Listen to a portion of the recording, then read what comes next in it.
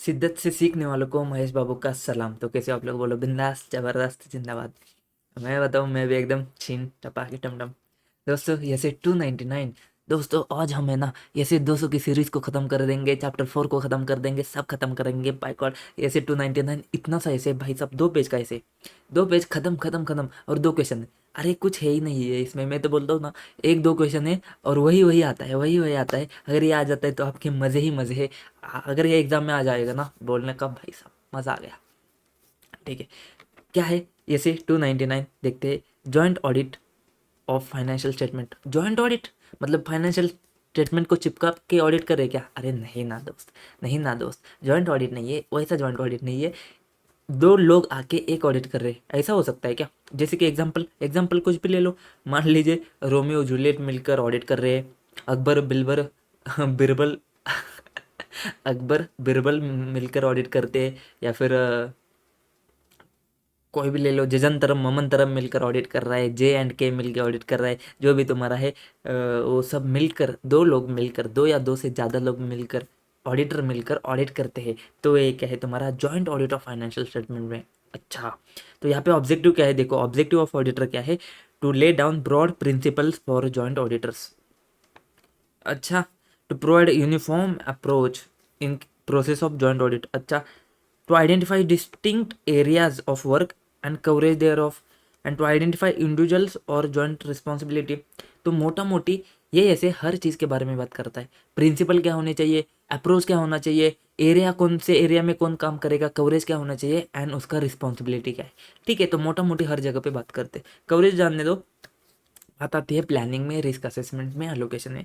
मतलब क्या अभी हम कहाँ पे आ चुके हैं? देखो अभी हम, अरे जानो मेरी जान, मैं तेरे कुर्बान।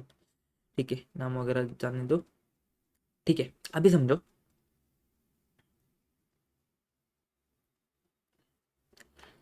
मानने का क्या है? अभी तक हमने क्या देखा है? अभी तक हमने क्या देखा है भाई साहब, बोलो। एकदम स्टार्टिंग से देखो, क्वालिटी कंट्रोल देखा है, ठीक है, उसके बारे में छोड़ दो। उसके बाद हमने क्या देखा है? हमने ऑडिट प्लानिंग के बारे में देखा है। प्लानिंग के बारे में हमने देखा है ना, देखा है ना भाई। प्लानिंग में क्या क्या होता है? प्लानिंग में क्या क्या होता है? एक तो तुम्हारा overall overall audit audit strategy बनता है। अच्छा जी। फिर हमारा ऑडिट प्लान बनता है, ऑडिट प्लान बनता है। ये तो हमने देखा है। उसके बाद में ऑडिट में क्या, कहाँ कहाँ गए थे हम? हमने रोमम देखा था। उसके बाद में हमने इंटरनल कंट्रोल्स देखे थे। एंड ये रोमम देख के, इंटरनल कंट्रोल देख के ऑडिटर क्या करता है? ऑडिटर ऑडिट के प्रोसीजर्स परफॉर्म करता है, ऑडिट के प्रोसीजर्स परफॉर्म करता है। ठीक है, हो गया ऑडिट तुम्हारा, हो गया ऑडिट तुम्हारा।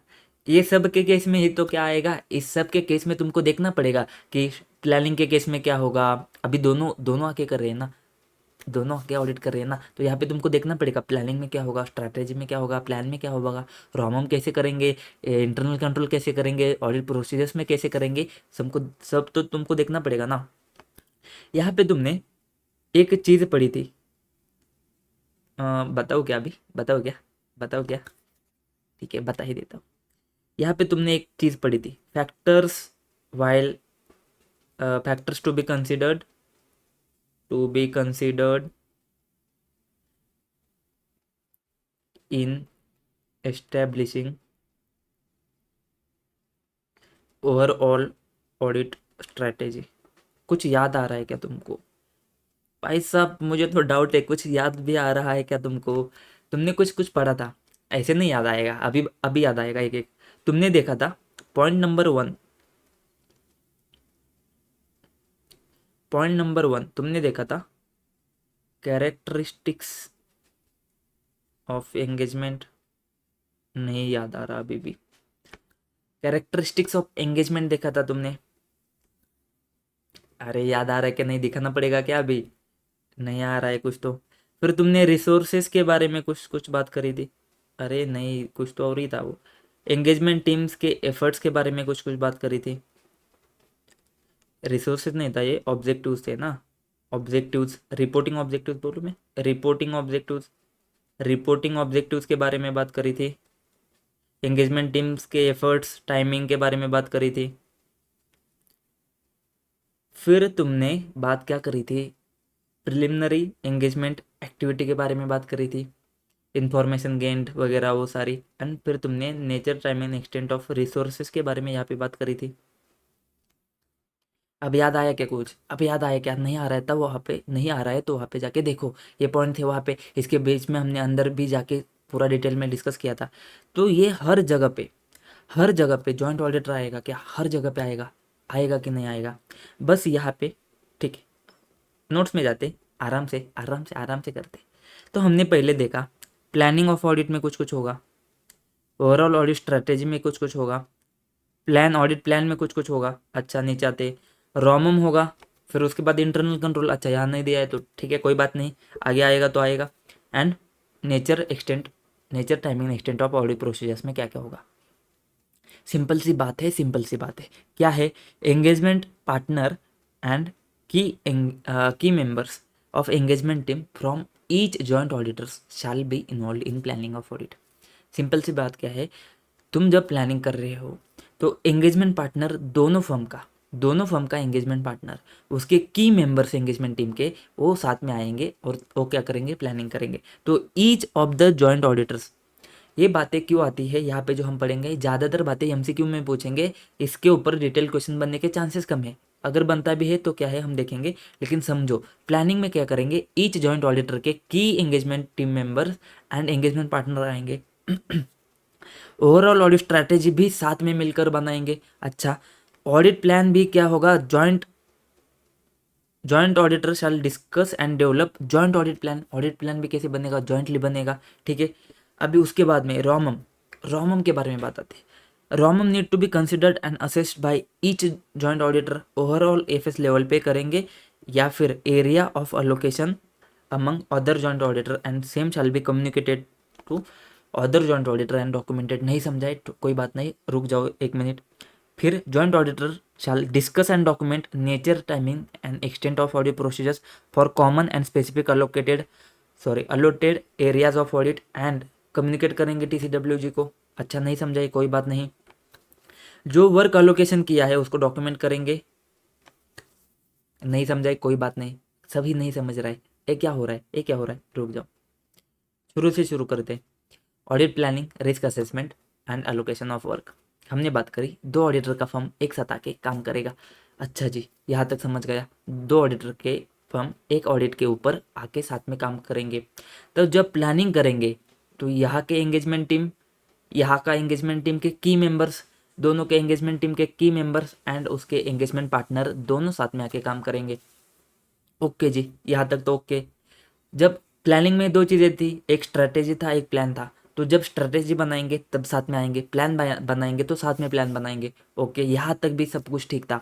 अभी यहाँ पे उन्होंने क्या बोला है कि इन developing joint audit plan, joint auditor ने क्या कंसिडर करना है, वही जो बातें हैं जो हमने इस्टेब्लिशिंग स्ट्रेटेजी में देखी थी यहाँ पे, यही सब बातें हैं जो हम डिस्कस करने वाले हैं। ठीक है, यही सब बातें हैं जो हम डिस्कस करने वाले हैं। बस बात सिर्फ यहाँ पे इतनी बोली है कि जो ओवरऑल ऑडिट स्ट्रैटेजी है ना, उसकी जगह पे उन्होंने ऑडिट प्लान का वर्ड का यूज़ किया है। बात इतनी है, इतनी सी बात है। अगर तुमको नहीं समझा है तो यहाँ पे बोलते हैं असर्टन करो रिपोर्टिंग ऑब्जेक्टिव को, क्या हमने बात करी थी क्या? एंगेजमेंट टीम के एफर्ट्स आते हैं, क्या हमने बात करी थी क्या? Consider result of preliminary engagement activity and knowledge gained, क्या असर्टन एंटी ऑफ रिसोर्सेज के बारे में हमने बात करी थी क्या? इसके बाद में एक पॉइंट है, इसको सिर्फ उन्होंने चेंज किया है। देखो, रिपोर्टिंग ऑब्जेक्टिव तुम्हारा वैसा का वैसा है, एंगेजमेंट टीम के एफर्ट्स वैसे के वैसे है, preliminary engagement activity and knowledge gained, एंटी ऑफ रिसोर्सेज। सिर्फ उन्होंने चेंज क्या किया है, सिर्फ उन्होंने चेंज किया है कैरेक्टरिस्टिक्स ऑफ एंगेजमेंट को हटाया है, और यहाँ पे उन्होंने सिर्फ बोला है डिवीजन ऑफ वर्क। देखो, मैं अगर इसको ऐसे लिंक करके नहीं समझाता ना तो तुम एक बार पढ़ के देखो ना भाई, तुमको समझ में ही नहीं आता, दिमाग खराब हो जाता। अब समझो यहाँ पे सिर्फ स्ट्रैटेजी के पॉइंट को, भाई ये लिंक करने में बहुत परेशानी हो गई मेरे को।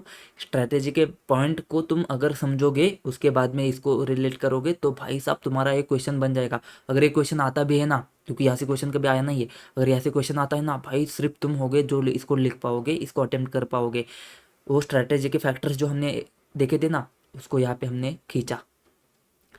रिपोर्टिंग ऑब्जेक्टिव पॉइंट सेम है, तीसरा पॉइंट एंगेजमेंट टीम के एफर्ट सेम है, चौथा पॉइंट तुम्हारा क्या है, preliminary engagement activity and knowledge gain on other engagement same है, एंड तुम्हारा ascertain nature timing and extent of resources वो भी सेम है।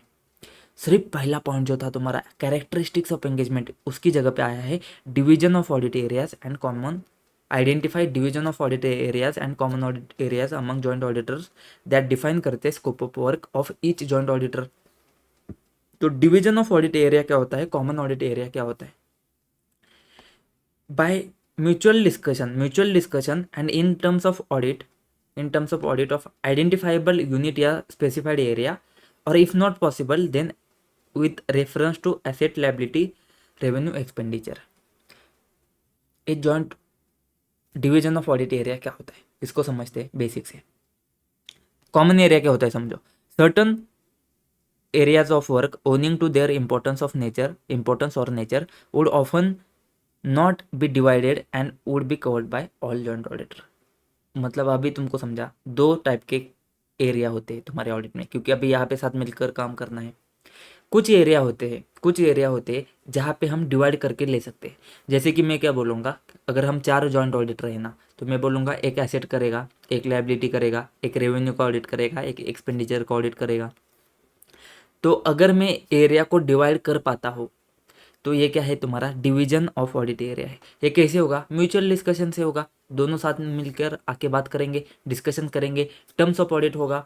तो स्पेसिफाइड एरिया को, या फिर हो सकता है कि ब्रांचेस है, अलग अलग ब्रांचेस है कंपनी के, अलग अलग सब्सिडरी कंपनीज वगैरह है, तो वहाँ पे क्या होगा, बोलेंगे तू इस ब्रांच का ऑडिट कर, तू इस डिवीजन का ऑडिट कर, तू इस यूनिट का ऑडिट कर, मैं इसका करता हूँ। तो ये साथ मिलकर वो म्यूचुअल डिस्कशन से डिसाइड करेंगे कि कौन किसका ऑडिट करेगा। अगर कुछ सेपरेट एरिया में डिवाइड नहीं कर पाते हो तुम, जैसे कि मान लीजिए लिटिगेशन वगैरह है, उसको तुमको क्या करना है, साथ में देखना है, तो वो क्या है, कॉमन ऑडिट एरिया है। तो कुछ एरियाज का ऑडिट तुमको सेपरेटली नहीं देना है, तुम कर नहीं सकते हो उसका तो साथ में ही करना पड़ेगा ऑडिट। तो उस केस में वो क्या आता है, तुम्हारा कॉमन ऑडिट एरिया आता है। तो ठीक है, अभी तक हमने क्या समझा, ऑडिट होता है, प्लानिंग होता है, स्ट्रैटेजी प्लान होता है, रोमम होता है, इंटरनल कंट्रोल, ऑडिट के प्रोसेस होते हैं। हर जगह पे हम उसके रोल को देख रहे हैं। जो स्टार्टिंग वाला जो रोल है ना, तो वहाँ पे तो दोनों साथ में मिलकर काम करेंगे। ठीक है, प्लानिंग में साथ में मिलकर काम करेंगे, एंगेजमेंट पार्टनर, एंगेजमेंट टीम के मेंबर, स्ट्रैटेजी में साथ में करेंगे, प्लान भी साथ में बनाएंगे। उसके बाद में हमने देखा था, प्लान को जब एस्टेब्लिश कर रहे थे ना, तो वहाँ से पॉइंट हमने कॉपी करे थे। तो हमने पहला पॉइंट को चेंज किया था, जो क्या था वहाँ पे, कैरेक्टरिस्टिक्स ऑफ एंगेजमेंट था, उसको चेंज करके हमने क्या किया, डिवीजन ऑफ एरियाज किया। तो सबसे पहले हमने आइडेंटिफाई करना है डिवीजन को, तेरा काम क्या है, इसका किसका काम क्या क्या है, तो डिवीजन किया ऑडिट एरियाज का, एंड साथ में मिलकर कौन सा काम करना है, तो ये डिवीजन हो गया। फिर हमने देखा कि रिपोर्टिंग ऑब्जेक्टिव क्या है हमारे पास। अच्छा, एंगेजमेंट टीम के एफर्ट्स कहाँ पे तुमको अच्छे से लगाने पड़ेंगे, प्रिलिमिनरी एंगेजमेंट एक्टिविटी का नॉलेज को तुम साथ में मिलकर कंसिडर करके चलोगे, knowledge gained on other engagement उसको भी साथ में मिलकर काम समझोगे, and nature timing and extent of resources उसको भी तुम देखोगे। ये कहाँ पे है, अभी हम स्टार्ट में ही है, अभी हम प्लान में ही बात कर रहे हैं। ठीक है, तो in developing joint audit plan, joint auditor shall identify division of areas and common audit areas among joint auditors that define करेंगे scope of work of each joint auditor, कि हर ऑडिटर क्या क्या काम करेगा उसको डिफाइन करेंगे। ठीक है, उसमें डिवीजन ऑफ एरिया होते हैं, जैसे asset liability revenue expenditure, mutual discussion से बनता है, स्पेसिफाइड एरिया भी हो सकते हैं, या फिर यूनिट ब्रांच वगैरह ऐसा भी हो सकता है, और डिस्कशन से करेंगे भाई, फिक्स थोड़ी है। कॉमन एरिया जहाँ पे वर्क अलोकेट नहीं किया जा सकता है वो कॉमन में आ जाएगा, या फिर म्यूचुअल डिस्कशन से बोलेंगे कि इसको कॉमन में रख देते, तो उसको कॉमन में रख देंगे। इतनी सी बात है, अगर बहुत ज़्यादा इंपॉर्टेंट वगैरह है तो उसको कॉमन में रख देंगे। फिर ascertain reporting objectives of engagement to plan timing and audit, timing of audit and nature of communication करने के लिए तुमने रिपोर्टिंग ऑब्जेक्टिव का ध्यान देना है। Consider and communicate all among all joint auditor factors that in professional judgement are significant in directing engagement teams effort. तो consider करो एंड कम्युनिकेट करो अमंग ऑल जॉइंट ऑडिटर्स, सारे जॉइंट ऑडिटर के इसमें कम्युनिकेशन करो कि तुमको एंगेजमेंट टीम के फैक्टर्स, एंगेजमेंट टीम के एफर्ट्स को कहाँ पे तुमको ध्यान देना है, सिग्निफिकेंट डायरेक्शन में कहाँ पे लगाना है। कंसिडर करो result of preliminary engagement activity and knowledge gained on other similar engagement performed earlier by engagement partners and ascertain करो nature, timing and extent of resources necessary to perform engagement। उसके बाद में अब आते हैं आगे, ठीक है। यहाँ तो प्लानिंग तक कवर हो गया, यहाँ पे कुछ टेंशन नहीं है अभी, कोई टेंशन नहीं है अभी। RoMM need to be considered and assessed by each joint auditor. अब तुमको समझेगा ओवरऑल एफएस लेवल के ऊपर तो सब ने रोमम को असेस करना है, एक तो ओवरऑल एफएस के ऊपर, दूसरा area of allocation among other joint auditors and same shall be communicated to other joint auditors and documented, ठीक है। मतलब क्या इसको समझो। रोमम तुमने क्या करना है, असेस करना है। हर जॉइंट ऑडिटर ने रोमम को कंसिडर करना है, असेस करना है, 315 को फॉलो करना है, एफएस लेवल पे भी करना है एंड उसका जो एरिया है उसके ऊपर भी करना है। समझ में आई? इतनी बात समझ में आई? आगे बढ़े। जॉइंट ऑडिटर ने क्या करना है, shall discuss and document nature, timing and extent of audit procedures. एक तो उसको स्पेसिफिक एरिया जो अलोकेट हुआ है ना उसके ऊपर क्या ऑडिट प्रोसीजर्स वो परफॉर्म करेगा, जो कॉमन एरिया है ना उसके ऊपर क्या प्रोसीजर्स परफॉर्म करेंगे, ये क्या करना है उन्होंने डिस्कस करना है एंड डॉक्यूमेंट करना है। अच्छा जी, इसमें भी कुछ टेंशन नहीं है। एंड उसको कम्युनिकेट करना है टीसीडब्ल्यूजी को। अभी अभी हम 260 पढ़कर आए हैं, 260 पढ़कर हमने देखा कि वहाँ पे तुमको कम्युनिकेशन करना होता है, scope and timing of audit. तो यहाँ पे जिसका जो जो काम है, जो जो प्रोसीजर परफॉर्म करेगा, दोनों साथ मिलकर कम्युनिकेट करेंगे टीसीडब्ल्यूजी को कि ये हमारा एरिया है, यहाँ पे हम ऐसा काम करेंगे, ये कॉमन वाला है, यहाँ पे हम ऐसा काम करेंगे। सिंपल सी बात है। Work allocation document should be sign by all joint auditors. तो ये जो हमने वर्क को डिवाइड किया था उस डॉक्यूमेंट को अभी सबने साइन करना है। कौन सा work? Division of audit area and common audit area. तो जो जो अलोकेट हुआ है ना वो साइन करना है तुमने। क्यों? क्योंकि डिस्प्यूट अगर बाद में आता है या फिर बाद में कंफ्यूजन होता है ना तो भाई तो प्रॉब्लम आ सकती है। उससे अच्छा है कि तुम क्या करो, साइन करके ले लो। Same shall be communicated to TCWG and वो भी तुमने टीसीडब्ल्यूजी को बताना है। And joint auditor shall obtain common engagement letter and common management representation letter. ऐसा नहीं कि 10 जॉइंट ऑडिटर है तो 10 मैनेजमेंट के रिप्रेजेंटेशन लेटर बनेंगे, WR अलग अलग देगा मैनेजमेंट सबको, नहीं ना भाई। मैनेजमेंट क्यों देगा? मैनेजमेंट तो एक ही देगा, सबको कॉमन में देगा। और जो एंगेजमेंट लेटर है ना, टर्म्स ऑफ एंगेजमेंट वगैरह होते हैं, सबके अलग अलग नहीं होने चाहिए, एक ही होना चाहिए ना। एक ही ऑडिट है ना तो एक ही एंगेजमेंट लेटर बनेगा एंड एक ही कॉमन WR बनेगा। इतनी बात तुमने ध्यान में रखनी है MCQ के लिए। अगर क्वेश्चन आता है थ्योरी में तो एक क्वेश्चन आ सकता है, तो जो कि मैंने आपको अच्छे से करा लिया, लेकिन इसका अभी तक कुछ ऐसा क्वेश्चन आया नहीं है। अगर आ जाता है प्लान में, स्ट्रेटेजी में, किधर भी प्लानिंग में जॉइंट ऑडिटर का, तो ये पॉइंट तुमने लिख के आने हैं जो मैंने अभी डिस्कस किए हैं। बहुत टाइम दिया इसके ऊपर, लेकिन समझ में आया क्या? प्लानिंग, स्ट्रेटेजी, प्लान सब साथ में करो। प्लानिंग के अंदर डेवलप करते समय ऑडिट प्लान तुमने क्या क्या चीज़ें ध्यान रखनी है, वो 5 वाले पॉइंट। उसमें पहला पॉइंट हमने काट के क्या किया था, division of work and common audit areas. उसके बाद में रोमम में हमने क्या बात करी थी, सबने रोमम असेस करना है एफएस लेवल पे, उसको उसका एरिया के ऊपर भी। प्रोसीजर्स में भी सबने क्या करना है, डिस्कस करने हैं, डॉक्यूमेंट करने हैं, कॉमन एरिया के ऊपर भी एंड उनके प्रोसीजर्स के ऊपर भी, एंड कम्युनिकेट करना है टीसीडब्ल्यूजी को। राइट डाउन करना है तुम्हारे एरिया कौन से अलोकेट किए हैं, वो सारे एरिया वगैरह तुम क्या करो, वर्क अलोकेशन डॉक्यूमेंट बनाओ, उसके ऊपर साइन करो एंड वो भी टीसीडब्ल्यूजी को बता दो। एंड एक ही एंगेजमेंट लेटर बनेगा, एक ही मैनेजमेंट रिप्रेजेंटेशन लेटर बनेगा। एक ही पॉइंट डिस्कस हुआ है।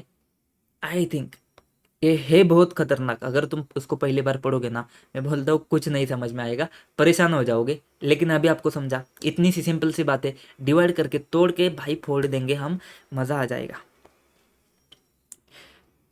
अब सबसे इंपॉर्टेंट बात आती है। यहाँ तक तो क्वेश्चन अभी तक बना नहीं है, लेकिन यहाँ से आगे जो आएगा ना, हर जगह पे क्वेश्चन बना है। जो भी आता है सब तुमको याद रखना है। अगर आ जाएगा मज़े ही मज़े, मज़े ही मज़े, ठीक है। Responsibility and coordination between among joint auditor.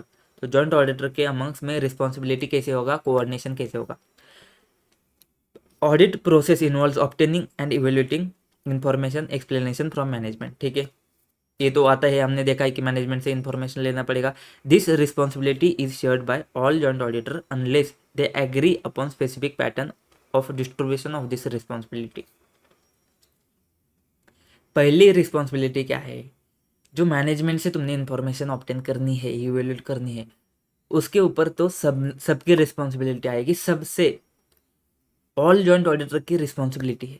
तो ये जो रिस्पॉन्सिबिलिटी है सारे शेयर करेंगे, अनलेस अनलेस जब तक कि वो एग्री नहीं करते स्पेसिफिक पैटर्न पे डिस्ट्रीब्यूशन ऑफ दिस रिस्पॉन्सिबिलिटी। मतलब क्या, हम दोनों मिलकर क्या करेंगे, आप सीए बन गए, आप और मैं अभी जॉइंट ऑडिटर है, ठीक है, मुझे कुछ एरिया आपने दे दिए, बैलेंस शीट आपने प्रॉफिट एंड लॉस अकाउंट रख लिया।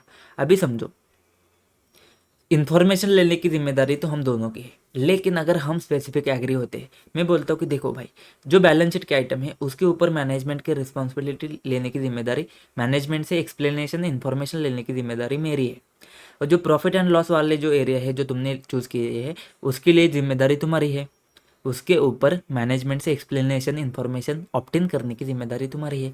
अगर हम अलग अलग ऐसे स्पेसिफाई कर देते पैटर्न को, डिस्ट्रीब्यूशन को, तो फिर ठीक है, लेकिन अगर नहीं करते तो सबकी जिम्मेदारी हम दोनों की है, कंबाइन है, ठीक है, इतनी बात समझी। अभी सारे सबकी jointly and severally responsible, all joint auditor shall be jointly and severally responsible for किसके लिए, हमने बोला था डिवीजन ऑफ वर्क करेंगे। एक तो होगा डिवीजन ऑफ एरियाज, कौन सा चेक करेंगे, एक होगा common areas, common audit areas. Simple सी बात है, सिंपल सी बात है, ये जो कॉमन ऑडिट के एरिया है, ये जो डिवीजन ऑफ एरिया है ना, उसकी जिम्मेदारी तो उसकी है जिसको ये दिया है, लेकिन ये जो कॉमन ऑडिट के एरिया है ना, इसकी तो सबकी है ना भाई, इसकी तो सबकी रिस्पॉन्सिबिलिटी है ऑल, ठीक है, क्योंकि ये कॉमन में है, तो इसके ऊपर सबकी रिस्पॉन्सिबिलिटी जाएगी। फिर तुमने डिसाइड किया, हमने क्या डिसाइड किया, डिसाइड कुछ नहीं किया। अभी देखो हमको क्या करना है, एफएस को देखना है एंड ऑडिट रिपोर्ट को देना है। एफएस के साथ में हमने देखना है, एफएस में हमने दो चीज़ें देखनी है, एक है एफएस अकाउंटिंग स्टैंडर्ड के हिसाब से अच्छे से बना है क्या, एंड दूसरी है प्रेजेंटेशन एंड डिस्क्लोजर के बारे में, एंड ऑडिट रिपोर्ट एसए के हिसाब से बना है क्या। इतनी बात आती है क्या, इतनी बात आपको समझ में आती है क्या, इसकी रिस्पॉन्सिबिलिटी सबकी होनी चाहिए ना, सिंपल सी बात है। एफएस अगर बना है, एफएस प्रिपेयर करने की जिम्मेदारी मैनेजमेंट की है, इसको डिनाई नहीं करते हैं हम क्या देख रहे हैं, जो एफएस है उसके रिलेवेंट स्टैचू के हिसाब से बना है, इसके ऊपर जो तुम देख रहे हो ना, ये देखने की जिम्मेदारी किसकी है, ये सबकी है भाई, कंबाइन मिलकर है। उसमें प्रेजेंटेशन डिस्क्लोजर दिया है रिलेवेंट स्टैचू के हिसाब से, स्टैंडर्ड के हिसाब से, ये देखने की जिम्मेदारी भी तो किसकी है, ये सबकी है भाई। ऑडिट रिपोर्ट जो तुम इशू करोगे, वो इशू करोगे तो साथ में इशू करोगे, कैसे इशू करेंगे आगे जाके देखते हैं, लेकिन वो इशू करोगे साथ में है तो जिम्मेदारी भी साथ में है। सिंपल से 3-4 पॉइंट तुमको समझे क्या, एकदम सिंपल से 3-4 पॉइंट तुमको समझे क्या, क्या थे भाई, सिंपल से जो वर्क डिवाइड नहीं हुआ है, मतलब कॉमन एरिया है, उसकी जिम्मेदारी सबकी है and is carried out by all joint auditor. तो all the joint auditor shall be jointly and severally responsible for audit work which is not divided among the joint auditors and is carried out by all joint auditor. Simple सी बात थी। उसके बाद हमने बात करी FS की। FS में presentation and disclosure of FS जो एप्लीकेबल एफआरएफ के हिसाब से है, ये देखने की जिम्मेदारी भी सबकी है, ठीक है। यहाँ पे एरिया नहीं देखेंगे, यहाँ पे तो एफएस है ना, प्रेजेंटेशन डिस्क्लोजर एफआरएफ के हिसाब से होना चाहिए, तो इसकी जिम्मेदारी सबकी है। एफएस कंप्लाई करता है relevant requirement of relevant statute, जैसे कि तुम्हारा अकाउंटिंग स्टैंडर्ड होगा, कंपनीज एक्ट होगा, जो भी सारे स्टैट्यूट जो भी तुमको एप्लीकेबल है कंपनी को। Examining that FS of entity comply करता है रिक्वायरमेंट ऑफ रिलेवेंट स्टैट्यूट। अच्छा, फिर हमने ऑडिट रिपोर्ट की बात करी थी, ensuring that audit report comply करता है रिक्वायरमेंट ऑफ रिलेवेंट स्टैट्यूट, जैसे एसेस रहेंगे तुम्हारे या फिर प्रोनाउंसमेंट वगैरह रहेंगे, आईसीआई ने जो भी इशू किया है। सिंपल से 4 पॉइंट बताए मैंने आपको, रिस्पॉन्सिबिलिटी सबकी होगी, कहाँ पे, कॉमन एरिया, इसको हम क्या बोलेंगे, जहाँ पे एरिया को डिवाइड नहीं किया है। Audit work which is not divided among joint auditors and is carried out by all joint auditors. Simple सी बात है, सिंपल सी बात है, ठीक। फिर हमने बोला एफएस तो सबने देखना है, ऑडिट रिपोर्ट तो सबने देखना है। तो एफएस में प्रेजेंटेशन एंड डिस्क्लोजर की जिम्मेदारी, प्रेजेंटेशन डिस्क्लोजर एफआरएफ के हिसाब से है क्या, ये देखने की जिम्मेदारी किसकी है, भाई सबकी है। एफआरएफ के हिसाब से प्रेजेंटेशन डिस्क्लोजर देखने की जिम्मेदारी सबकी है। फिर हमने देखा एफएस जो है ना वो रिलेवेंट स्टैचूट के हिसाब से बनाया गया, कंपनीज एक्ट के हिसाब से बनाया क्या, शेड्यूल 3 के हिसाब से बनाया क्या, एफआरएफ के हिसाब से बनाया क्या, उसको देखने की जिम्मेदारी भी सबकी है। एंड ऑडिट रिपोर्ट भी है ना वो भी रिलेवेंट रिक्वायरमेंट ऑफ स्टैचूट के हिसाब से बनाया क्या, उसकी जिम्मेदारी भी सबकी है, ऐसे के हिसाब से, प्रोनाउंसमेंट के हिसाब से। समझा? इस चीज को 1 मिनट छोड़ दो। अभी स्पेसिफिक रिस्पॉन्सिबिलिटी किसकी है भाई, सिंपल सी बात है, सिंपल सी बात है। क्या सिंपल सी बात है, जो डिवीजन ऑफ वर्क होना चाहिए था,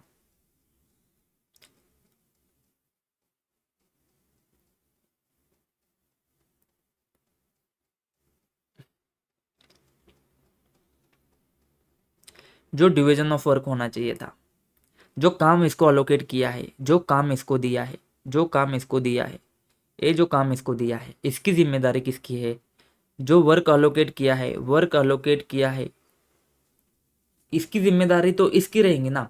अभी आपको प्रॉफिट एंड लॉस अकाउंट अगर दिया है तो उसकी जिम्मेदारी आपकी रहेंगी। मुझे बैलेंस शीट है अगर, तो बैलेंस शीट के ऊपर जो मुझे काम अलोकेट किया है उसकी जिम्मेदारी मेरी रहेगी, ठीक है। इसमें जो एरिया में रिस्क ऑफ मटेरियल में स्टेटमेंट असेस करने की जिम्मेदारी अपनी अपनी रहेंगी। इसके ऊपर में ऑडिट के प्रोसीजर्स परफॉर्म करने की जिम्मेदारी अपनी अपनी रहेंगी। रॉमम एंड इंटरनल कंट्रोल को देखने की जिम्मेदारी भी अपनी अपनी रहेंगी। मतलब क्या, अब तो हम स्पेसिफिक में आ चुके हैं, अब तो हमने देखा है कि कौन सा एरिया तुम्हारा है, कौन सा एरिया हमारा है। तो जो हमको एरिया अलोकेट किया है उसके रिलेटेड सारी जिम्मेदारी अपनी अपनी है। उसमें गड़बड़ होती है कि प्रॉफिट एंड लॉस में गड़बड़ अगर पकड़ी जाती है कि तुम्हारी जिम्मेदारी है, बैलेंस शीट में हमारी जिम्मेदारी है। तो जो वर्क अलोकेट किया है उसकी जिम्मेदारी अपनी अपनी है, उसके रिस्क ऑफ मटेरियल मिसस्टेटमेंट को असेस करने की, आइडेंटिफाई करने की जिम्मेदारी अपनी है, उसके कंट्रोल को देखने की जिम्मेदारी अपनी है, ऑडिट प्रोसीजर्स की जिम्मेदारी अपनी अपनी है। सिंपल सी बात है, यही तो बात है। क्या है, टाइम पास है एकदम। वर्क जो अलोकेट किया है in respect specific responsibility for each joint auditor in respect of work, audit work divided responsible for क्या, वर्क अलोकेटेड, जो उसको उसको काम अलोकेट किया है, including proper execution of audit procedures. तो वर्क अलोकेटेड है और उसके ऊपर ऑडिट का एग्जीक्यूशन, ऑडिट प्रोसीजर्स का एग्जीक्यूशन इसकी जिम्मेदार रहेगी। टू डिटरमाइन, ठीक है, to study and evaluate prevailing system of internal control and assessment of risk. तो इंटरनल कंट्रोल देखना, रॉमम असेस करना, इसकी जिम्मेदारी भी है। एंड टू डिटरमाइन एनटी of audit procedures to be applied in relationship of work allocated. तो जहाँ जहाँ पे भी काम अलोकेट किया है उसके ऊपर के रॉमम की जिम्मेदारी तुम्हारी है, उसके ऊपर के इंटरनल कंट्रोल की जिम्मेदारी तुम्हारी है। रॉमम इंटरनल कंट्रोल नहीं, रॉमम असेस करने की, इंटरनल कंट्रोल का इवेल्यूशन करने की, ऑडिट प्रोसेस का नेचर टाइमिंग एक्सचेंज परफॉर्म करने की जिम्मेदारी तुम्हारी है। एंड इन सब का एग्जीक्यूशन अच्छे से हो जाए इसकी जिम्मेदारी भी तुम्हारी है। अभी इसमें अगर स्पेसिफिक डिवीजन जोन्स या फिर स्पेसिफिक डिविजन्स, जोन्स या फिर यूनिट्स अलोकेट किए जाते हैं तो उसकी जिम्मेदारी to obtain and evaluate information and explanation from management in respect of such divisions, zones and units, उसकी भी जिम्मेदारी किसकी है, अपनी अपनी है, ठीक है। क्योंकि हमने बात करी थी डिवीजन ऑफ एरियाज में, डिवीजन पे बेसिस पे, जोन्स के बेसिस पे, यूनिट्स के बेसिस पे, ब्रांच के बेसिस पे, वहाँ पे हम क्या कर सकते हैं, इंफॉर्मेशन ऑब्टेन कर सकते हैं। तो यहाँ पे अगर हमने डिवाइड किया है रिस्पॉन्सिबिलिटी, तो अगर हमने अलोकेट किया है तो उसके ऊपर मैनेजमेंट से इंफॉर्मेशन लेने की जिम्मेदारी भी हमारी है। अभी तक हमने क्या देखा, ऑडिट प्रोसीजर्स में तुमको इन्फॉर्मेशन चाहिए मैनेजमेंट से, ये बात हमने देखी थी।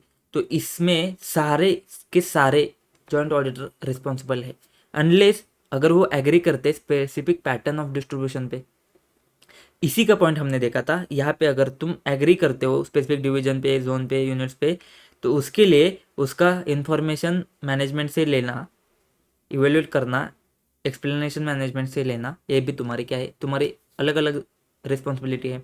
तो एक पॉइंट हमने देख लिया ऊपर का, ठीक है, तो ये हो गया। फिर हमने बात करी थी कुछ रिस्पॉन्सिबिलिटी सबकी है, कौन सी है, देखो कॉमन एरिया की है, कॉमन एरिया है जो डिवाइड नहीं की है उसकी रिस्पॉन्सिबिलिटी सबकी है। फिर एफएस के बारे में दो बातें थी, ऑडिट रिपोर्ट के बारे में एक बात थी, एफएस में जो प्रेजेंटेशन डिस्क्लोजर है वो एफआरएफ के हिसाब से हुआ है कि नहीं हुआ है वो देखने की जिम्मेदारी सबकी है। एफएस जो बना है वो रिलेवेंट स्टैट्यूट के हिसाब से बना है क्या, उसको रिक्वायरमेंट को कंप्लाई करता है क्या, ये देखने की जिम्मेदारी किसकी है, सबकी है। ऑडिट रिपोर्ट जो तुम्हारा रिलेवेंट स्टैट्यूट के हिसाब से एसएस के वगैरह हिसाब से वो देखने की जिम्मेदारी किसकी है, सबकी है। फिर हम आएंगे तो स्पेसिफिक क्या है, फिर स्पेसिफिक जो तुमको एरिया दिया है उसमें तुम्हारा प्रॉपर ऑडिट प्रोसीजर्स तुम करो, इसकी जिम्मेदारी तुम्हारी है। उसके असेस रिस्क को असेस करो, इंटरनल कंट्रोल को देखो, एंड ऑडिट प्रोसीजर्स को नेचर टाइम एंड एक्सटेंट को डिफाइन करो, डिटरमाइन करो, और अच्छे से प्रोसीजर्स परफॉर्म करो, एग्जीक्यूट अच्छे से करो, ये सब की जिम्मेदारी तुम्हारी तुम्हारी है। क्लियर है यहाँ तक? दो पॉइंट आते हैं अभी, ऊपर वाला बाद में समझते, पहले नीचे वाला समझते। In case in case in case joint auditor comes across matters जो रिलेवेंट है areas of responsibility of other joint auditor. अगर इन केस ऐसा कुछ होता है, अगर मैं किसी चीज़ में ऐसे मैटर्स मुझे मिल जाते हैं जो तुम्हारे रिस्पॉन्सिबिलिटी के एरिया के ऊपर आते हैं, in case joint auditor comes across matters which are relevant to areas of responsibility of other joint auditor and which deserves their attention, require disclosure, require discussion, या फिर application of judgement by other joint auditor. अगर ऐसा कुछ है जो मेरे ध्यान में आता है, जो सामने वाले को चाहिए, सामने वाले के एरिया को लेके रिलेवेंट है, जिसमें उसको अटेंशन चाहिए, डिस्क्लोजर देने का है, डिस्कशन करने की ज़रूरत है, जजमेंट अप्लाई करने की ज़रूरत है, कुछ भी हो सकता है, उस केस में joint auditor shall communicate the same to all other joint auditors in writing prior to completion of audit. इसकी जिम्मेदारी किसकी है? इसकी तो जिम्मेदारी मेरी रहेगी ना, स्पेसिफिक रिस्पॉन्सिबिलिटी है ना। तो अगर मेरे को कुछ आ जाता है, मेरे को अगर मेरे ध्यान में कुछ आ जाता है जो किसी और को ज़्यादा रिलेवेंट है, किसी दूसरे ऑडिटर को रिलेवेंट है, तो उसको बताने की जिम्मेदारी तो मेरी है, क्योंकि पता तो मेरे पास आया ना, इन्फॉर्मेशन तो मेरे मुझे समझिए, तो ये बताने की जिम्मेदारी मेरी है, ठीक है। तो जॉइंट ऑडिटर जो है ना, मतलब मैं हूँ, तो shall communicate the same to all other joint auditors in writing. Writing यहाँ पे इंपॉर्टेंट बनता है, तुम्हारा वो वाला अंडरलाइन कर दो, डॉटेड वाला जो भी है, ठीक है, डॉटेड वाला अंडरलाइन कर दो, एमसीक्यू का राइटिंग में होना इंपॉर्टेंट है, prior to completion of audit, ये भी इंपॉर्टेंट है। ऑडिट कंप्लीट होने के बाद भाई क्या ही बचता है, फिर क्या ही बचा, ऑडिट कंप्लीट होने से पहले होना चाहिए, वो भी राइटिंग में होना चाहिए। क्या तक क्लियर है? And matter which are brought to notice of joint auditors by any one of them and on which there is agreement among joint auditor। तो यही बात जो हमने ऊपर करी थी, जो मुझे मैटर मिल गया था किसी और के बारे में, तो मैंने उसको डिस्कस करना है। लेकिन ऐसे ही अगर मैंने कुछ मैटर निकाला है, अगर मेरे ध्यान में कुछ मैटर आता है, मैंने क्या किया, मैंने उसको सबके सामने रख दिया, मैंने उसको सबके सामने रख दिया और उसके ऊपर हमने डिस्कशन किया और हम एक नतीजे पे पहुँचे, सब मिलके सबने डिस्कशन करके हम एक नतीजे पे पहुँचे हैं, तो सब उसकी रिस्पॉन्सिबिलिटी किसकी होगी भाई साहब? सबकी होगी। सिंपल सी बात है, अगर मेरे को एक सिंपल सी बात है, समझो, मेरे को कुछ ऐसा इन्फॉर्मेशन आ जाता है, कुछ ऐसा मैटर समझ में आता है जो किसी और को ज़्यादा रिलेवेंट है, तो मैं क्या करूँगा, मैं सिंपल सी बात है उसको बता दूंगा, ठीक है। यहाँ पे बात आती है, राइटिंग में बताना है, कंप्लीट होने से पहले बताना है, सिंपल सी बात है, खत्म हो गया, इतना ही है। अगर मैं ऐसा कुछ मैटर बताता हूँ और सबके सामने आके रख देता हूँ और सब उस चीज़ के ऊपर एक एग्रीमेंट में आते हैं, सब उसको एग्री करते हैं, तो उसमें जिम्मेदारी किसकी है? मेरी नहीं है, मैं तो मैटर सबके सामने रखा है, एग्री तो सबने किया है ना। अगर एग्री सबने किया है तो रिस्पॉन्सिबिलिटी सबकी है, समझा? अब देखो, जो हमने ऊपर क्या किया था, हमने ना एफएस लेवल के ऊपर हमने क्या किया था, जो कॉमन ऑडिट एरिया है, तो हमने ऑडिट एरिया को डिवाइड किया था, तो कॉमन ऑडिट एरिया है उसके ऊपर ऑडिट प्लानिंग सबने किया था, ऑडिट प्रोसीजर्स जो परफॉर्म करने हैं उसका ऑडिट प्लानिंग सबने किया था, ठीक है। अभी इसको समझो, appropriateness of decisions taken by all joint auditors under audit planning in respect of common audit areas concerning nature, timing, extent of audit procedures to be performed by each joint auditor। नहीं समझा? सबने मिलकर decision लिया है कि common audit area है, ये तो साथ में देखेंगे, लेकिन उसमें भी तो प्लानिंग कर रहे हो अभी तुम, इसमें भी procedures perform by each joint auditor.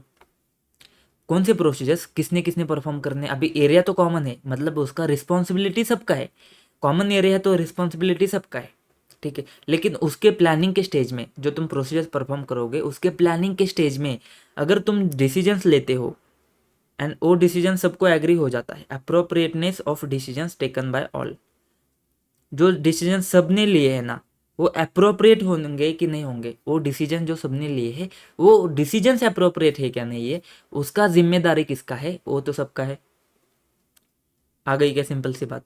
समझ में आया क्या? कुछ समझ में आया क्या? फिर से ध्यान से देखेंगे, टाइम गया तो चलेगा, लेकिन ये आ गया ना भाई, मज़े ही मज़े है, मैं बता रहा हूँ तुमको, सिंपल सी बात है।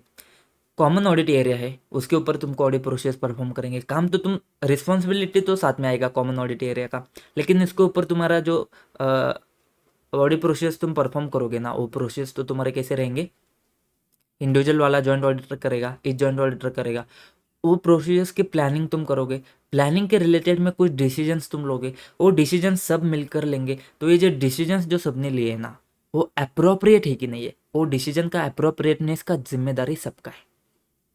खत्म, बात खत्म। नीचे वाला पॉइंट अभी तुमको ऐसे ही समझ जाएगा। अभी जो तुमने डिसीजन लिए है ना उसके प्रॉपर एग्जीक्यूशन का जिम्मेदारी किसका है, स्पेसिफिक रिस्पॉन्सिबिलिटी है, नहीं समझा? ठीक है, कोई बात नहीं।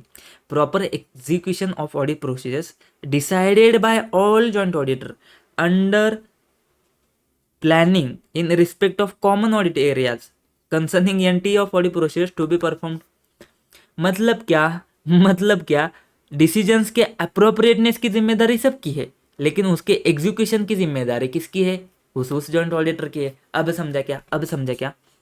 डिसीजंस लिए, सबने मिलकर लिए कि कौन कौन सा प्रोसेस परफॉर्म करेगा, किसका नेचर टाइमिंग एक्सटेंड कैसे रहेगा, हर एक का, ठीक है। कॉमन है, कॉमन है, लेकिन उसको डिवाइड तो करना पड़ेगा ना, कॉमन है तो क्या कौन कौन सा करेगा वो तो समझना पड़ेगा।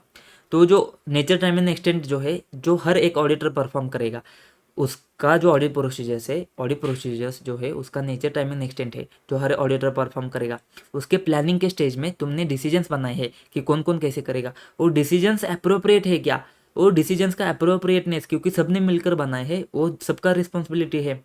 और अभी तुमने एग्री किया है, अभी तुमने एक स्पेसिफिक रिस्पॉन्सिबिलिटी के ऊपर आए हो, ऑडिट प्रोसेस परफॉर्म करने के ऊपर आए हो, इसका प्रॉपर एग्जीक्यूशन करना है ना, जो तुम्हारा है उसका रिस्पॉन्सिबिलिटी तुम्हारा है। आई होप आपको समझा रहेगा, आई होप समझा रहेगा। चिल्ला चिल्ला के बता रहा हूँ, चिल्ला चिल्ला के बता रहा हूँ, ये इंपॉर्टेंट है, समझ जाओ समझ जाओ। पहली बात हमने करी थी मैनेजमेंट से, इंपॉर्टेंट है भाई, इंपॉर्टेंट है, मैनेजमेंट से इंफॉर्मेशन लेने की, उसको इवेल्युएट करने की, उससे एक्सप्लेनेशन लेने की जिम्मेदारी किसकी है, सबकी है, जब तक कि वो एग्री नहीं करते। अगर एग्री करते हैं तो हमने बोला था यहाँ पे एग्री करते हैं तो स्पेसिफिक डिविजन्स, जोन्स यूनिट्स के लिए अगर एग्री करते हैं तो वहाँ पे रिस्पॉन्सिबिलिटी उसकी आ जाएगी। इतनी बात समझी, अब छोड़ दो। फिर सबकी रिस्पॉन्सिबिलिटी क्या है, हमने बात करी, जो कॉमन एरिया है उसकी जिम्मेदारी सबकी है। एफएस में प्रेजेंटेशन डिस्क्लोजर एफआरएफ के हिसाब से है, एफएस रिलेवेंट स्टैट्यूटरी को कंप्लाई करता है, स्टैट्यूट को कंप्लाई करता है, ऑडिट रिपोर्ट रिलेवेंट स्टैट्यूट को कंप्लाई करता है, ये सबकी रिस्पॉन्सिबिलिटी है। फिर हम आते हैं इंडिविजुअल रिस्पॉन्सिबिलिटी के ऊपर। इंडिविजुअल में तुमको जो वर्क अलोकेट हुआ है उसका रिस्क असेस करना, इंटरनल कंट्रोल को इवेल्युएट करना, ऑडिट प्रोसीजर्स का nature, timing, extent and audit procedures का एग्जीक्यूशन। इतनी बात ध्यान में आई, इसका सबका जिम्मेदारी तुम्हारा तुम्हारा रहेगा। फिर हम आते हैं, कुछ स्पेसिफिक चीज़ आती है, अगर मेरे मेरे अटेंशन में कुछ आता है, जो कोई मैटर आता है जो किसी और को ज़्यादा रिलेवेंट है, तो मैं उसको बताने की जिम्मेदारी मेरी है। मेरे अटेंशन में आया ना तो उसको बताने की जिम्मेदारी मेरी है, वो भी राइटिंग में बताऊंगा, वो भी ऑडिट कंप्लीट होने से पहले बताऊंगा। और अगर मैंने कुछ मैटर सबके सामने रखा है और उसके सबने एग्री किया है, उस मैटर के ऊपर सबने एग्री किया है ना, तो वो एग्रीमेंट की जिम्मेदारी, वो मैटर की जिम्मेदारी सबकी है फिर, क्योंकि सबने एग्री किया है ना। एग्री क्यों किया फिर? सबने एग्री किया है तो उसकी जिम्मेदारी सबकी है। फिर हम बात करते जो कॉमन ऑडिट एरिया है उसकी जिम्मेदारी सबकी होती है, तो वहाँ पे भी लेकिन काम कौन कौन करेगा उसको तो तुमको डिवाइड करना पड़ेगा। तो ऑडिट प्रोसीजर्स का नेचर, टाइम एंड एक्सटेंड हर एक का तुमको बताना पड़ेगा। इसके प्लानिंग के स्टेज में सबने मिलकर डिसीजन लिया रहेगा कि कौन कौन क्या क्या करेगा। वो डिसीजन के अप्रोप्रिएटनेस की जिम्मेदारी, appropriateness of decision taken by all, उसकी जिम्मेदारी सबकी है। और वो जो ऑडिट प्रोसीजर्स में या आप परफॉर्म करोगे अकेले में हर जगह पे जाके, तो उसके एग्जीक्यूशन की जिम्मेदारी हमारी है, अलग अलग है। ठीक है, समझ में आया क्या भाई? आएगा, अगर आ गया तो मज़े मज़े है, दम नहीं है। कॉमन एरिया, स्पेसिफिक एरिया, समझ में आया? समझ में आया? ओहो भाई साहब, देखो खत्म हो गया ना, इतना खत्म होने को आया है। Audit conclusion and reporting, audit conclusion and reporting. वैसे तो तुमने कॉमन ऑडिट रिपोर्ट इशू करना है, वैसे तो तुमने कॉमन ऑडिट रिपोर्ट इशू करना है, क्योंकि ऑडिट एक ही है तो एक ही रिपोर्ट दे दो। लेकिन अगर मतभेद है, अगर मतभेद है तो भाई, अगर तुम बोलते हो कि नहीं ओपिनियन ए जाना चाहिए, मैं बोलता हूँ नहीं ये ओपिनियन जाना चाहिए, तुम बोलते हो कि सारी सारी चीज़ें सही है, लेकिन मैं बोलता हूँ नहीं गड़बड़ है। ऐसा हो सकता है कि गड़बड़ है, रिपोर्ट तो एक ही देना है लेकिन हमारे ओपिनियन अलग अलग बनते हैं, तो क्या करना है?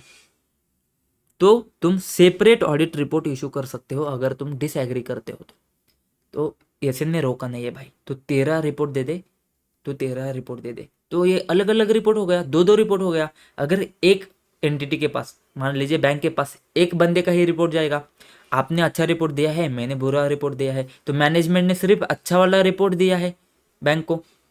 ऐसा हो सकता है, ऐसा हो सकता है ना, सिंपल सी बात है।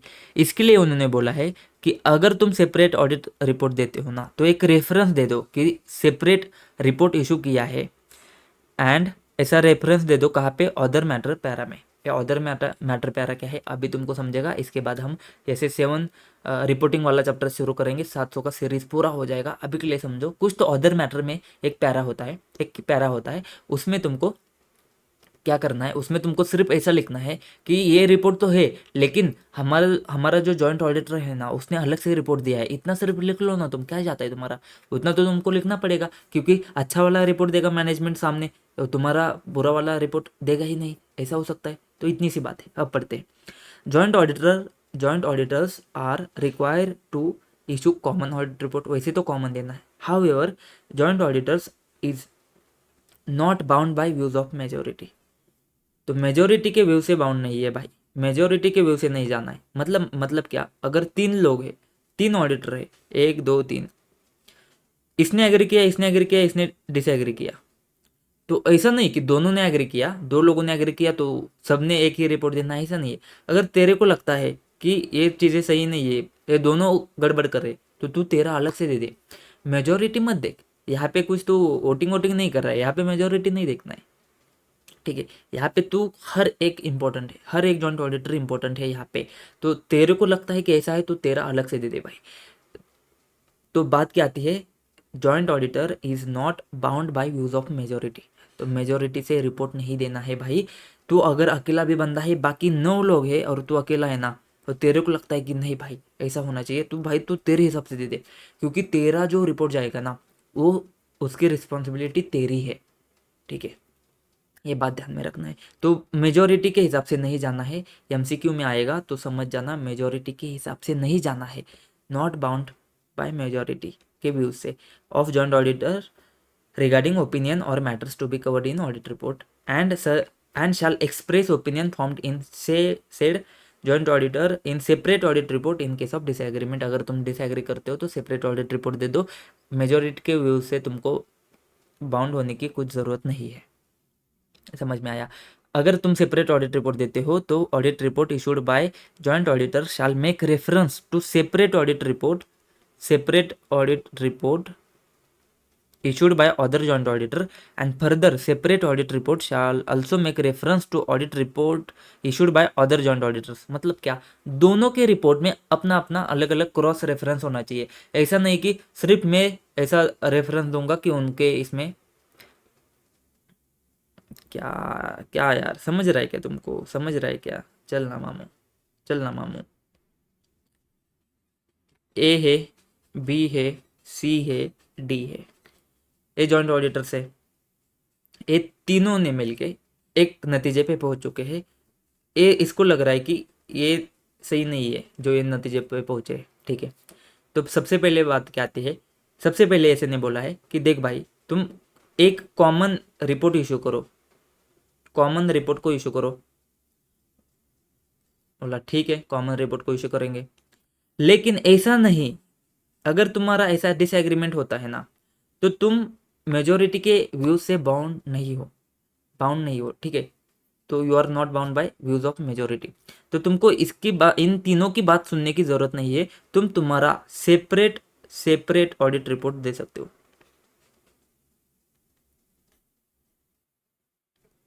लेकिन अभी अभी क्या हो रहे, अभी दो रिपोर्ट हो रहे। कौन से दो रिपोर्ट, एक तो इसका रिपोर्ट हो गया, एक तुम्हारा इसका रिपोर्ट हो गया, तो दो रिपोर्ट हो गए। तो ए भी तो सेपरेट रिपोर्ट हो गया, तो इसको हम बोलेंगे रिपोर्ट नंबर, इसको क्या बोलेंगे हम रिपोर्ट में, हम क्या बोलेंगे, ठीक है, रोमन 1 एक रिपोर्ट हुआ, ये रोमन 2 दूसरा रिपोर्ट हुआ। अभी देखो, अगर मान लीजिए ये अच्छा रिपोर्ट है, ये अच्छा वाला रिपोर्ट है, अच्छा मतलब अनमॉडिफाइड ओपिनियन है, ये अच्छा रिपोर्ट नहीं है मतलब बुरा रिपोर्ट है, या फिर मैं बोलूँ मॉडिफाइड ओपिनियन वाला रिपोर्ट है। अगर ये रिपोर्ट शेयर होल्डर के पास में जाता है तो उनको समझना चाहिए कि बुरा वाला रिपोर्ट भी है। तो इस रिपोर्ट में अदर मैटर पैरा में तुम लिखो कि जो डी है ना, डी उसने एक दूसरा रिपोर्ट भी दिया है, उसको तुमने जाके देखना है। और ये जो बुरा रिपोर्ट है ना, उसमें भी तुम जाके अदर मैटर पैरा में लिखो कि ए बी सी ये तीनों ने मिलकर एक अच्छा रिपोर्ट दिया है, उसको भी तुम जाके रेफर करो। इतनी सी बात आती है, इतनी सी बात आती है। सिर्फ तुमको लिखना कैसे है वो लैंग्वेज समझने के लिए तुमको यहाँ पे इतना सब पढ़ना पड़ेगा। In joint audit one auditor examines FS of branch और division and other auditor can assume that those statement are accurate and compliant, ठीक है। अगर कोई एक ब्रांच या डिवीजन का ऑडिट करता है दूसरा वाला ऑडिटर, तो तुम ऐसा मान के चल सकते हो, एमसीक्यू के लिए अगेन इंपॉर्टेंट है, ऐसा मान के चल सकते हो कि तुम उसके ऊपर रिलाई कर सकते हो, एज्यूम कर सकते हो कि उसने जो भी किया है वो एक्यूरेट है, कंप्लाइंट है। Before finalising their audit report, joint auditor ने क्या करना है, shall discuss discuss discuss and communicate with each other their respective conclusion that would form the content of auditors report.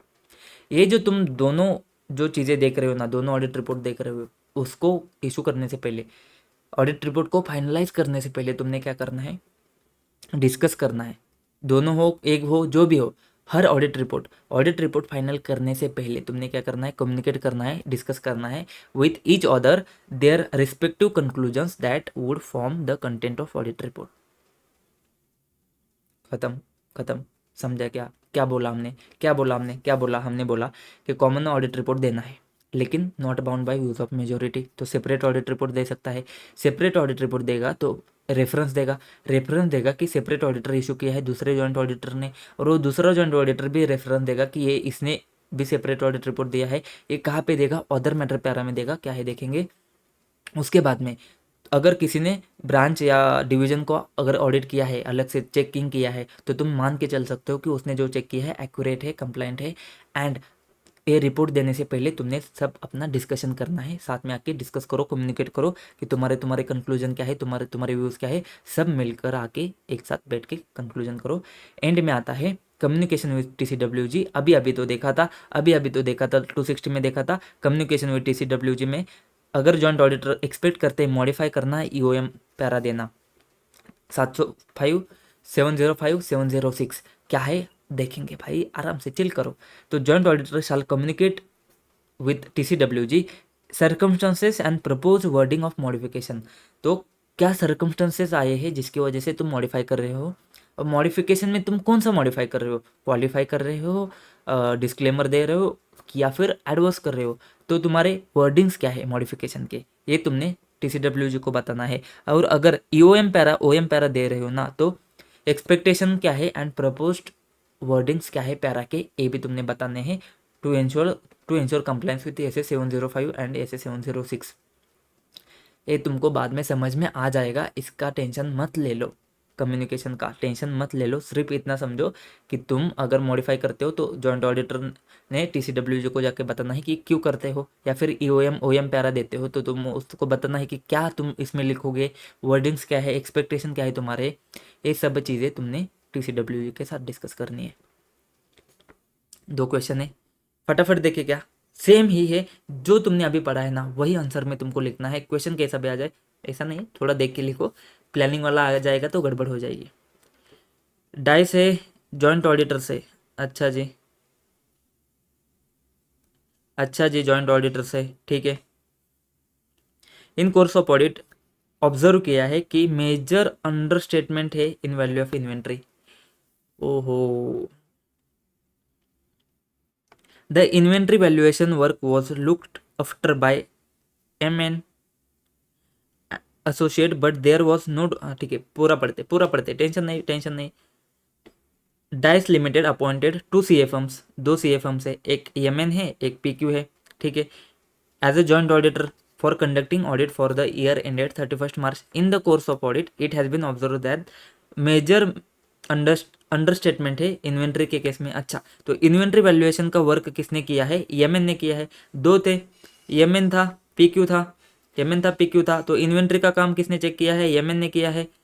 But there was no documentation for division of work between joint auditors.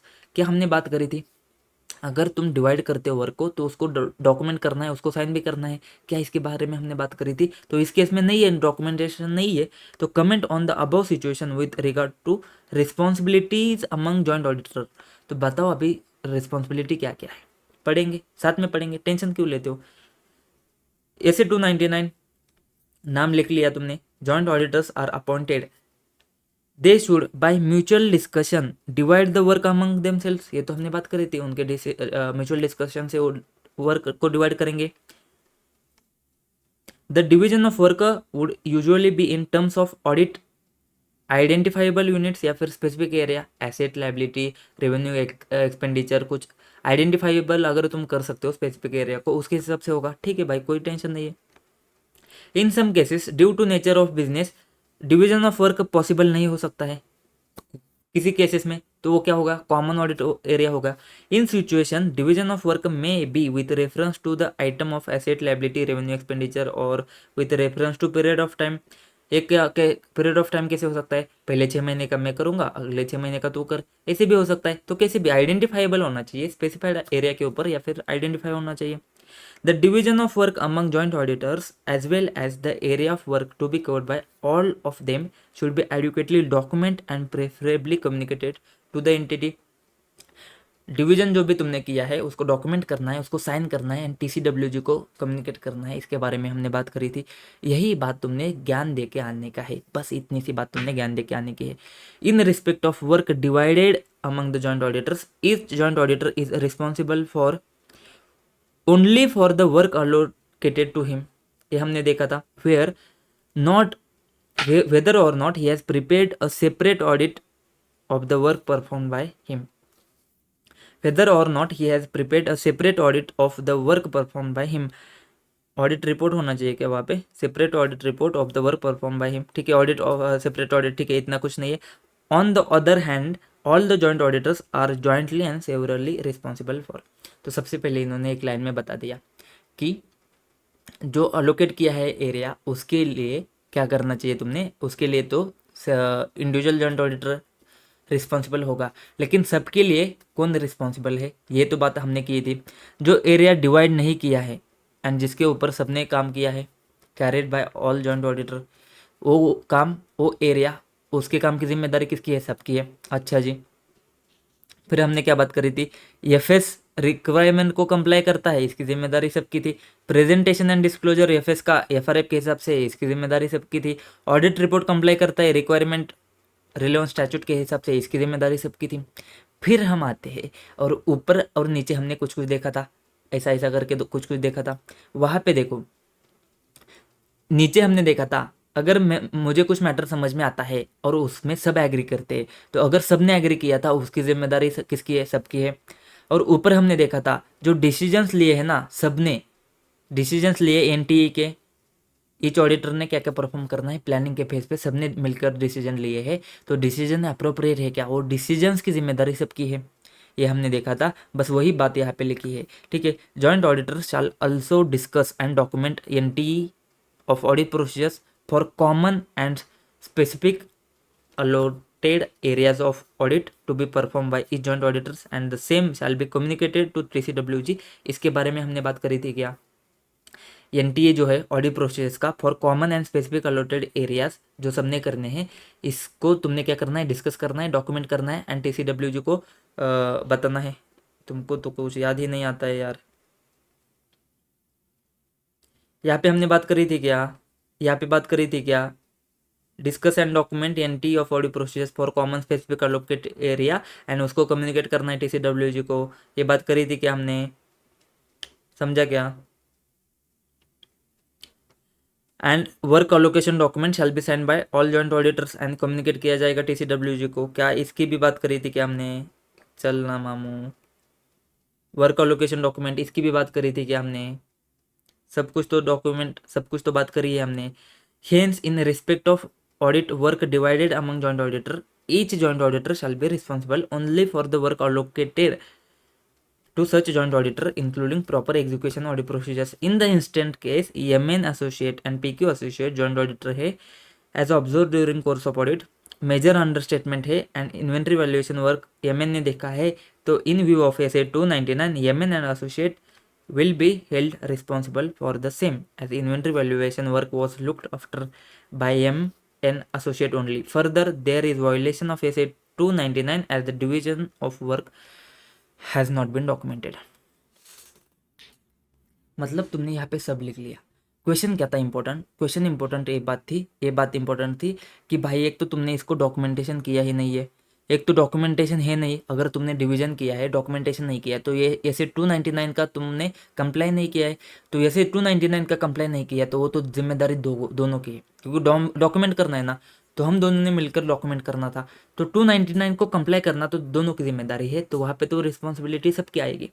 लेकिन ये जो inventory valuation work में जो गड़बड़ हुई है ना, वो तो उसको दिया था, तो जिम्मेदारी किसकी है, एमएन की जिम्मेदारी है, इतनी सी बात है। लिखना कैसे समझो, सबसे पहले इन्होंने क्या लिखा है, जो भी तुम्हारा डिस्कशन से कॉमन एरिया होंगे, डिवीजन ऑफ वर्क होंगे, वो उन्होंने उसके बारे में बात करी है, उसको तुमने डॉक्यूमेंट करना है एंड कम्युनिकेट करना है एंटिटी को। फिर हमने बात करी जो वर्क डिवाइड किया है उसके लिए जिम्मेदारी किसकी है, इंडिविजुअल की है, एंड जॉइंट रिस्पॉन्सिबिलिटी किसकी है, ये जिम्मेदारी भी हमने बता दी सारी की सारी।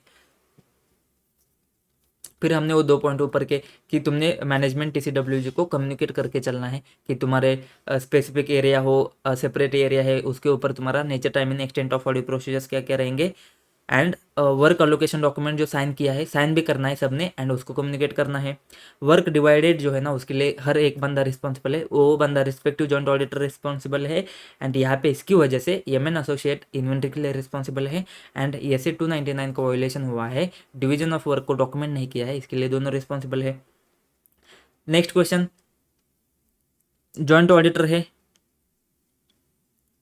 यहाँ पे भी एम है एंड ABC है, ठीक है, जॉइंट ऑडिटर है, इज अ लिस्टेड कंपनी, ठीक है, एक BHS लिस्टेड कंपनी है, तो लिस्टेड एंटिटी के केस में कुछ था क्या, इसमें कुछ स्पेशल कुछ नहीं था, ठीक है, but due to rotation, audit rotation, the company had to bring the new auditors, ठीक है, considering the size of company 2 auditors were appointed as a joint auditor, तो ठीक है, बहुत बड़ी कंपनी है, रोटेशन एप्लीकेबल होता है, तो इसकी वजह से उन्होंने किया है। Since the company is new to these auditors, the concept of joint auditors to whom audit work has been divided, the management had a discussion and understood that each auditor is responsible for the work allocated to him, whether or not he has prepared separate report on the work performed by him। Advice करना है, तो ये क्या है, company है, हालांकि ये बहुत देर से लिस्टेड वगैरह कंपनी, बड़ी कंपनी है, लेकिन जॉइंट ऑडिटर इन कंपनी के लिए पहली बार हुए हैं, तो समझना चाहते हैं, वो क्या समझना चाहते हैं कि वो समझना चाहते हैं management had discussion and understood that each joint auditor is responsible for their work, तो वो बोलेंगे कि 2 ऑडिटर है, दोनों रिस्पॉन्सिबल अपने अपने वर्क के लिए है, ये वो समझना चाहते हैं, वो उनको समझ में आ गया है, वो अब समझना चाहते हैं कि क्या वो दोनों रिस्पॉन्सिबल है अलग अलग चीज़ के लिए, हालांकि वो एक ही रिपोर्ट देंगे, वो अलग अलग रिपोर्ट दे या ना दे, लेकिन दोनों एक ही चीज़ के लिए रिस्पॉन्सिबल है, ये उनको समझना चाहता है। मतलब क्या, यहाँ पे तुमने सब जितना तुमको आता है सब ज्ञान दे के आना है, सिंपल सी बात है। जैसे 299 के बारे में जॉइंट ऑडिटर्स ने कॉमन ऑडिट रिपोर्ट इशू करना है, ठीक है, क्योंकि यहाँ पे रिपोर्ट इशू की जो बात आती है ना, सेपरेट रिपोर्ट की बात आती है ना, तो इसके लिए रिपोर्ट पे ज़्यादा फोकस तुमने रखना है। तुमने कॉमन रिपोर्ट देना है, लेकिन तुम बाउंड नहीं हो मेजोरिटी के व्यू से, तो सेपरेट अपना रिपोर्ट दे सकते हो, सेपरेट तुम अपना ओपिनियन दे सकते हो। In case of disagreement, audit report issued by joint auditor shall make reference to separate audit report. तो रेफरेंस तुमको देना पड़ेगा, दोनों को रेफरेंस देना पड़ेगा क्रॉस में। एंड ये कहाँ पे दोगे तुम, अदर मैटर पैरा में दोगे 706 में। And each auditor is entitle to assume, तो हर ऑडिटर ने एज्यूम क्या करना है कि दूसरे ने जो काम किया है ना, उसने वो अच्छे से परफॉर्म किया है, जैसे के हिसाब से परफॉर्म किया है। And not necessary for auditor to review their work, तो उसका काम तुमको चेक करने की जरूरत नहीं है। Other joint auditor have brought the said joint auditor notice any departure from applicable FRF and significant observation are relevant to their responsibility. मतलब क्या, हमने बोला था कि मुझे अगर आपके बारे में, आपके मैटर के, आपके ऑडिट के प्रोसीजर्स के रिलेवेंट कुछ मिलता है तो मैंने आपको बताना है। तो सामने वाले आपने एज्यूम करके चलना है कि अगर मेरे पास कुछ आया रहेगा तो मैंने आपको बता दिया है, एज्यूम करके चल सकते हो। मैंने काम अच्छा किया है, ये आप एज्यूम करके चल सकते हो, जो मुझे अलोकेट हुआ था ना, आपको रिव्यू करने की ज़रूरत नहीं है, ठीक है। फिर financial statement of division branch audit अगर होता है तो उसके केस में भी अदर जॉइंट ऑडिटर ने एंटाइटल करके प्रोसीड करके चल सकते हो कि कंप्लाई किया है सारे लीगल रिक्वायरमेंट को। And before finalising their audit report, joint auditor ने क्या करना है, डिस्कस करना है एंड कम्युनिकेट करना है with each other their respective conclusion क्या क्या है। सिंपल सी बात है, सिंपल सी बात है, इतनी सी बात है। रिवीजन मारे क्या, एक ताबड़तोड़ खत्म कर देते हैं, रिवीजन मार के, रिवीजन मार के खत्म कर देते हैं।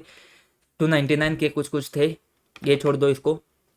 ऑडिटर के प्लानिंग में क्या था, प्लानिंग था, प्लानिंग में स्ट्रेटेजी था, प्लान था। सबकी जिम्मेदारी सबकी है, एंगेजमेंट पार्टनर को इन्वॉल्व करो, की एंगेजमेंट मेंबर को इन्वॉल्व करो। उसके बाद में हमने देखा था स्ट्रेटेजी के पॉइंट प्लान में तुमने यहाँ पे नोट डाउन किए हैं। 5 पॉइंट थे, उसमें से पहला हमने काटा था, दूसरा तीसरा चौथा पांचवा सेम है। दूसरा क्या है, रिपोर्टिंग ऑब्जेक्टिव, ठीक है, दिख रहा है तुमको, हाँ। दूसरा क्या है तुमको, दूसरा रिपोर्टिंग ऑब्जेक्टिव है। तीसरा क्या है, एंगेजमेंट टीम्स के एफर्ट्स को डायरेक्शन देना है। चौथा क्या है तुम्हारा, प्रिलिमिनरी एंगेजमेंट एक्टिविटी, या फिर और क्या था, knowledge gained on other engagement. पांचवा क्या था, nature time and extent of resources. पहला क्या था, कैरेक्टरिस्टिक्स ऑफ एंगेजमेंट, यहाँ पे हटाया, डिवीजन ऑफ वर्क डाल दिया, division of work and common audit area देख लिए। फिर उसके बाद में हम रोमम इंटरनल कंट्रोल ऑडिट प्रोसीजर्स के ऊपर आते हैं। रोमम में तुमने देखना है, असेस करना है, वो सारी बातें हमने करी थी। कम्युनिकेट करना है अदर जॉइंट ऑडिटर को एंड डॉक्यूमेंट करना है। ऑडिट प्रोसेस का नेचर, टाइम एंड एक्सटेंट, चाहे स्पेशल हो, अलोकेटेड एरिया हो, सबका तुमने डिस्कस करना है। जॉइंट ऑडिटर डिस्कस करना है, कम्युनिकेट करना है एनटीटी को, टीसीडब्ल्यूजी को। एंड जो वर्क अलोकेशन डॉक्यूमेंट है उसको सबने साइन करना है, साइन करना है, साइन इंपॉर्टेंट है, साइन सबने करना है। एंड उसको भी तुमने क्या करना है, साइन बहुत इंपॉर्टेंट है, साइन करना है एंड उसको कम्युनिकेट करना है टीसीडब्ल्यूजी को। एंड एक ही एंगेजमेंट लेटर बनाओ, एक ही मैनेजमेंट का रिप्रेजेंटेशन बनाओ। जिम्मेदारी किसकी है, मैनेजमेंट से एक्सप्लेनेशन इन्फॉर्मेशन लेने की जिम्मेदारी, उसको इवेल्युएट करने की जिम्मेदारी सबकी है, जब तक कि वो अलोकेट करके नहीं लेते हैं। जैसे कि अगर तुम लेते हो डिवीजन में, जोन्स में, यूनिट्स में, तो जिम्मेदारी तुम्हारी तुम्हारी बनती है। उसके बाद में सबकी जिम्मेदारी किसकी है, जो कॉमन एरिया है, जो डिवाइड नहीं किया है, उसकी जिम्मेदारी किसकी है, सबकी है। एफएस में दो चीज़ें, presentation disclosure and FS relevant statute को कंप्लाई करता है। ऑडिट में एक चीज़ रिलेवेंट स्टैट्यूट को कंप्लाई करता है, ये जिम्मेदारी सबकी है। इंडिविजुअल के ऊपर आते हैं। इंडिविजुअल में तुमने देखना है, वर्क है, काम है, तुमको जो अलॉकेट किया है उस काम का नेचर, टाइम एंड एक्सटेंट, उस काम का रिस्क असेसमेंट, रोमम रिस्क असेस करना, इंटरनल कंट्रोल इवेल्युएट करना, nature, timing, extent of audit process and audit process का एग्जीक्यूशन, सबकी जिम्मेदारी किसकी है, तुम्हारी इंडिविजुअल है। फिर हमने देखे थे दो दो पॉइंट में हमने क्या देखा था, अगर आपको, मुझे कुछ इन्फॉर्मेशन मिल जाती है, अगर आपके लिए रिलेवेंट है तो मैंने आपको बतानी है, रिटर्न में बतानी है, ऑडिट कंप्लीट होने से पहले बतानी है, तो इसकी जिम्मेदारी मेरी है। लेकिन मैंने सबको अगर कुछ इन्फॉर्मेशन बताई, सबको बताई और सबने उस पर एग्री किया, तो जिम्मेदारी सबकी है। फिर हमने ऊपर गए थे प्लानिंग के स्टेज में। प्लानिंग के स्टेज में हमने जो कॉमन एरिया है उसके ऊपर जो ऑडिट प्रोसेस परफॉर्म करने हैं हर एक ने, उसके जो डिसीजंस लिए, उसके अप्रोप्रिएटनेस की, डिसीजंस की जिम्मेदारी सबकी है। और वो जो प्रोसेस हम परफॉर्म करेंगे उसके एग्जीक्यूशन की जिम्मेदारी हमारी इंडिविजुअल है, ठीक है। उसके बाद में रिपोर्ट पे आए थे। रिपोर्ट तो कॉमन इशू करना है, लेकिन हम मेजोरिटी के व्यू से बाउंड नहीं है, हम अपना अपना रिपोर्ट इशू कर सकते हैं, सेपरेट ऑडिट रिपोर्ट इशू कर सकते हैं अगर डिसएग्री होते हैं तो, लेकिन रेफरेंस देना पड़ेगा किसको, दोनों को देना पड़ेगा। कहाँ पे देना पड़ेगा, ऑडिट और अदर मैटर पैरा में तुमको देना पड़ेगा। उसके बाद में हमने बात करी थी कि तुम ऐसा मान के चल सकते हो कि उसने अच्छा काम किया है, उसने सब सही काम किया है, उसको रिव्यू करने की ज़रूरत नहीं है, ये तुम मान के चल सकते हो। और ये भी मान के चल सकते हो कि उसने जो मैटर तुमको देने हैं, जैसे मैंने आपको मैटर बताना था वो मैंने आपको बता दिया है, वो भी तुम एज्यूम करके चल सकते हो, टेंशन मत ले लो। अगर ब्रांच डिवीजन के लिए अगर कोई अदर ऑडिटर है जो है एग्जामिन करता है, तो उसको भी मान के चलो कि उसने अच्छे से एग्जामिन किया है, एक्यूरेट है, कंप्लाइंट है लॉज एंड रेगुलेशन के हिसाब से।